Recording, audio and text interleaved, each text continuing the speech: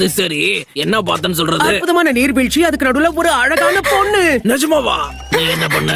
அவங்க கிட்ட பேச முயற்சி பண்ணேன், ஆனா மறைஞ்சு போயிட்டாங்க. லெஜெண்டரி சானன், நீ அவருக்கு மரியாதை கொடுத்துதான் ஆகணும். அதெல்லாம் ஒண்ணும் இல்ல.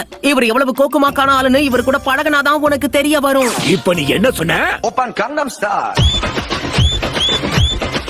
உன்னுடைய மூஞ்செல்லாம் செவந்திருச்சு. ஏதாவது பிரச்சனையா? உனக்கு ஜுரம் அடிக்குதா என்ன? இரு பாத்துருவோம்.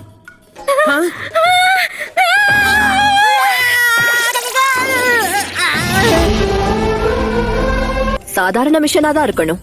ஏன்னா திருடர்களை துரத்தி அடிக்கிறது அவ்வளவு கஷ்டமான விஷயம் இல்ல.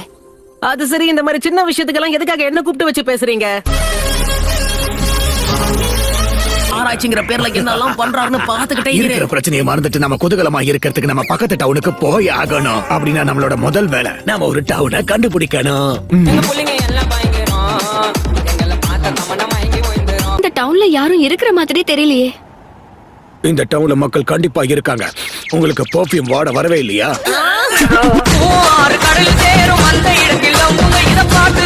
அட, என்ன இது உள்ள சில்லற மட்டும் தான் இருக்கு. என்ன ஏமாத்தாத, ஒழுங்கு மரியாதை வெளியில எடு. உங்ககிட்ட இருந்து எப்படி வெளியில இருக்கணும் எனக்கு தெரியும்.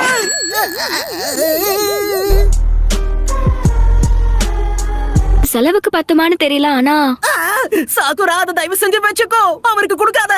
மெஷினோட நல்லதுக்காக நான் என்னோட ஷேரை கொடுக்கறேன், அவ்வளவுதான். ஆமாமா, சரியா சொன்ன. நமக்கு மிஷன் தான் ரொம்ப முக்கியம்.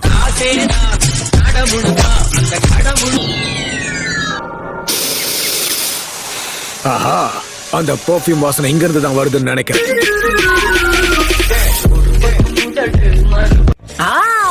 ஆமாப்பா, அந்த இட்டாச்சி பைய.